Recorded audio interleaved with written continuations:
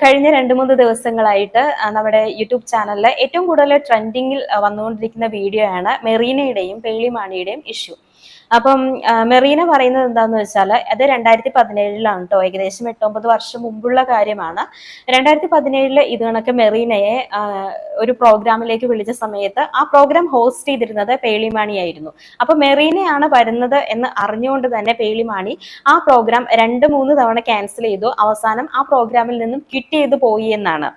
എന്നാൽ മെറീന ഈ ആരോപണവുമായിട്ട് വന്നതിന് ശേഷം പേളിമാണി തന്നെ തന്റെ യൂട്യൂബ് ചാനലിലെ കമ്മ്യൂണിറ്റി ടാബിൽ വന്നിട്ട് ഇതിന് ഒരു എക്സ്പ്ലനേഷൻ കൊടുക്കുകയുണ്ടായി.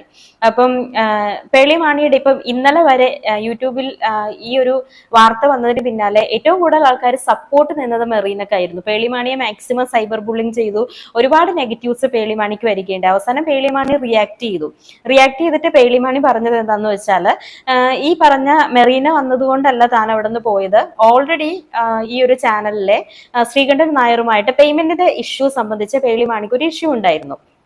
അപ്പോൾ ഇത് സംസാരിച്ച് ഇത് ഓക്കെ അല്ലാത്തത് കൊണ്ടാണ് ആ പ്രോഗ്രാമിൽ നിന്ന് ക്വിറ്റ് ചെയ്തതെന്നാണ് പേളിമാണി പറഞ്ഞത്, അല്ലാതെ മെറീന അവിടെ വന്നത് കൊണ്ടൊന്നും അല്ലാന്ന്.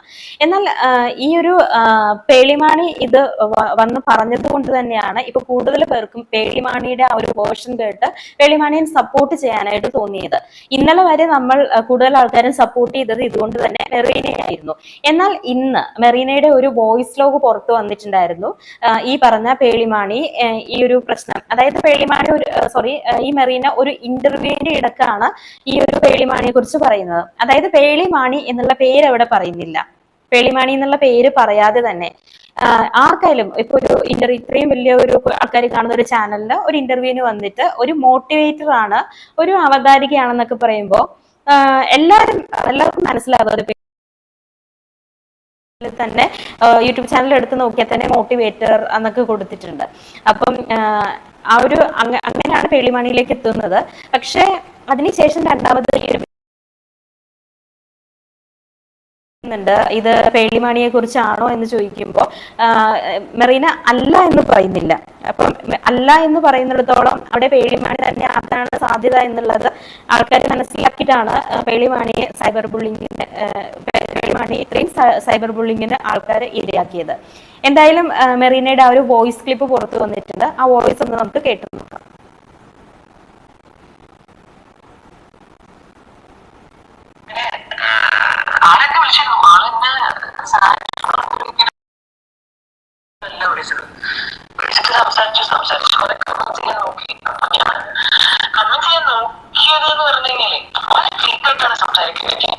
അപ്പം ഇതിലും മെറീന പറയുന്നത് എന്താന്ന് വെച്ചാൽ പേളിമാണി വളരെ ഫേക്ക് ആയിട്ടാണ് സംസാരിക്കുന്നതെന്നാണ്. പേളിമാണിയുടെ ഫോണിൽ നിന്ന് പോലും അല്ല വിളിച്ചതെന്നാണ് മെറീന പറയുന്നത്. പേളിമാണി പറയുന്നത് പേളിമാണിയുടെ ഫോണിൽ നിന്ന് വിളിച്ചിട്ട് മെറീന കോൾ എടുത്തില്ല, ഡിസ്കണക്ട് ചെയ്തു എന്നാണ്. അപ്പം അടുത്തത് എന്താന്ന് നോക്കാം പറയുന്നത്. എങ്ങനെ തോന്നിയാ ആള് ഞാൻ ഷമൂസിന് ഈ കട്ടുകൊമ്പെന്ന് ഷോയില് ഫസ്റ്റ് വിളിക്കും, രണ്ടാമത് ഫസ്റ്റ് വിളിച്ച് ക്യാൻസൽ ചെയ്യും, രണ്ടാമത് വിളിച്ച് ക്യാൻസൽ ചെയ്യും. രണ്ടാമത്തെ പ്രാവശ്യം ഞാൻ ചേട്ടാ ഇത് ഇങ്ങനെ ഭയങ്കര ബുദ്ധിമുട്ടാണെന്ന് പറഞ്ഞിട്ട് മൂന്നാമത് ഞാൻ വരുമ്പോഴേക്കും അതിന്റെ ആങ്കർ മാറിയിരുന്നു. അപ്പം എനിക്ക് സത്യം പറഞ്ഞു കഴിഞ്ഞാൽ ആദ്യം ഈ പുള്ളിക്കാരിയാണ് ഹോസ്റ്റ് ചെയ്തതെന്നുള്ളതൊന്നും എനിക്ക് അറിയില്ലായിരുന്നു. അപ്പം ഞാനപ്പോ ആ സമയത്ത് വരുന്ന സമയത്ത് ഈ ചാനൽ ചീഫ്, ചാനലിന്റെ ഓണർ ശ്രീകണ്ഠൻ നായർ സാറും പുള്ളിക്കാരിയും തമ്മിൽ എന്തോ ഇഷ്യൂസും കാര്യങ്ങളൊക്കെ സംസാരിക്കുമ്പോഴാണ് ഞാനുമായിട്ടുള്ള ഇഷ്യൂ ഉണ്ടെന്നുള്ളത് ഈ ചാനലിലെ പ്രോഗ്രാം പ്രൊഡ്യൂസർ ഒരു വിൽസൺ എന്ന് പറഞ്ഞിട്ടൊരു പുള്ളിക്കാരൻ പറയുന്നത്.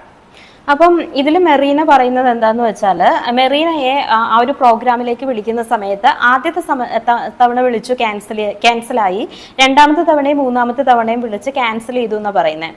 അപ്പം മെറീന പറയുന്നത് ഇത് പേളിമാണി ക്യാൻസൽ ചെയ്യുക, ആ ഒരു പ്രോഗ്രാം ഹോസ്റ്റ് ചെയ്തിരുന്നത് പേളിമാണിയാണ്. അപ്പം മെറീനയാണെന്ന് അറിഞ്ഞിട്ട് പേളിമാണി അത് ക്യാൻസൽ ചെയ്തു എന്നാണ് പറയുന്നത്. പക്ഷേ പേളിമാണി ഇതിനൊരു ആൻസർ പറയുന്നത് എന്താണെന്ന് വെച്ചാൽ, ഇവിടെ മെറീന തന്നെ ഓൾറെഡി പറയുന്നുണ്ട്, പേയ്മെന്റിന്റെ കാര്യം ആയിട്ട് ബന്ധപ്പെട്ട് ഓൾറെഡി പേളിമാണിയും അതുപോലെ ശ്രീകണ്ഠൻ നായർ ഇവർ രണ്ടുപേരും തമ്മിലൊരു ഇഷ്യൂ നടക്കുന്നുണ്ടായിരുന്നു.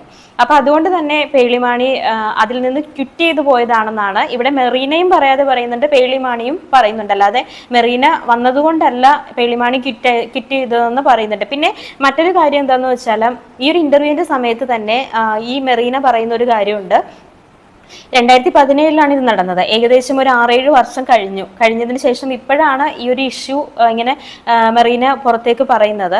അപ്പം അതിനുശേഷം ഈ ഒരു സംഭവം നടന്നതിന് ശേഷവും പേളിമാണിയും മെറീനയും തമ്മിൽ നല്ല സൗഹൃദത്തിലായിരുന്നു.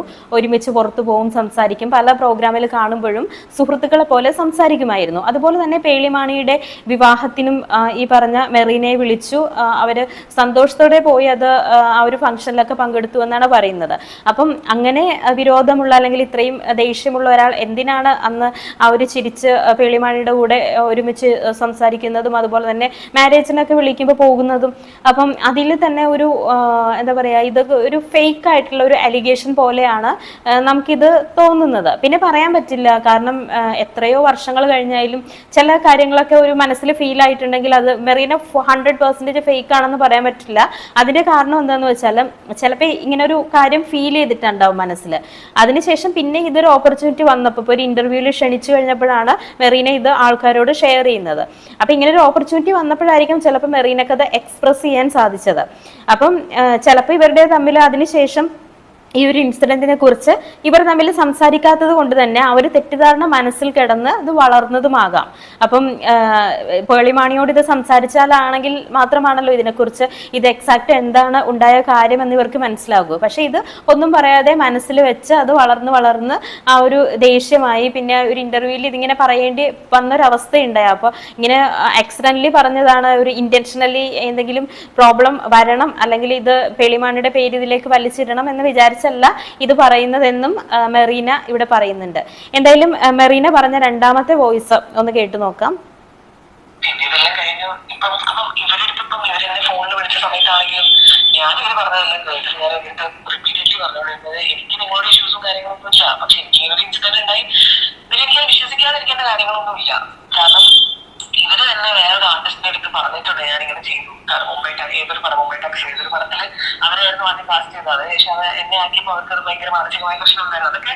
അതൊക്കെ മനസ്സിലാവും, അതൊക്കെ മനുഷ്യ സഹജമാണ്. അതൊക്കെ എല്ലാവർക്കും ഉണ്ടാവും. ആ ഏജിന്റെ ഇവിടെ മെറീന പറഞ്ഞു വരുന്നത് വെച്ചാൽ വോയിസ് ആണ്, ചിലപ്പോൾ നിങ്ങൾക്ക് കേൾക്കാൻ സാധിക്കില്ല, അതുകൊണ്ടാണ് ഞാൻ എക്സ്പ്ലെയിൻ ചെയ്യുന്നത്. അപ്പൊ മെറീന പറയുന്നത് എന്താന്ന് വെച്ചാൽ, ഒരു സിനിമയിൽ അഭിനയിക്കാൻ വേണ്ടിയിട്ട് പേളിമാണിയെ ആദ്യം ക്ഷണിച്ചു. അതിനുശേഷം പേളിമാനിയെ മാറ്റിയിട്ട് മെറീനയെ അതിൽ കാസ്റ്റ് ചെയ്തു എന്നാണ് പറയുന്നത്.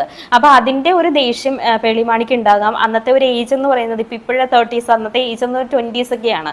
ചിലപ്പോൾ ഒരു മെച്യൂരിറ്റി ഇല്ലാത്തത് കൊണ്ട് തന്നെ അന്നൊരു ദേഷ്യം കൊണ്ട് ചെയ്തതാകാം എന്നാണ് മെറീന പറയുന്നത്. പക്ഷെ ഇവിടെയും നമുക്ക് രണ്ടുപേരെയും കുറ്റം പറയാൻ സാധിക്കില്ല. കാരണം എന്താണെന്ന് വെച്ചാൽ, ഇപ്പോൾ പേളിമാണിയെ സംബന്ധിച്ചിടത്തോളം തൻ്റെ ഒരു അവസരം, തനിക്ക് വന്നൊരു അവസരം മറ്റൊരാളിലേക്ക് പോകുമ്പോൾ സ്വാഭാവികമായിട്ടും അത് ഏത് മനുഷ്യരായാലും, ഇപ്പൊ പേളിമാണി എന്ന് വെച്ചാൽ ഇപ്പോൾ ഒരു മോട്ടിവേറ്റർ ആകാം, ഒരു അവതാരികയാണെന്ന് വെച്ചാൽ അവരും ഒരു ഹ്യൂമൻ ആണ്. സാധാരണ ഒരു മനുഷ്യർക്ക് ഉണ്ടാവുന്ന എല്ലാ ദേഷ്യവും വികാരവും വിഷമങ്ങളൊക്കെ തന്നെ അവർക്കും ഉണ്ടാകാം. ചിലപ്പോൾ തൻ്റെ അവസരം വേറൊരാളിലേക്ക് പോയി എന്നുള്ള ആ ഒരു ദേഷ്യം അവർക്കുണ്ടെങ്കിൽ അത് അവരെ കുറ്റം പറയാൻ സാധിക്കില്ല. കാരണം എല്ലാവരും മനുഷ്യരാണോ, ഇങ്ങനത്തെ ഫീലിങ്സ് ഒക്കെ എല്ലാവർക്കും ഉണ്ടാകാം.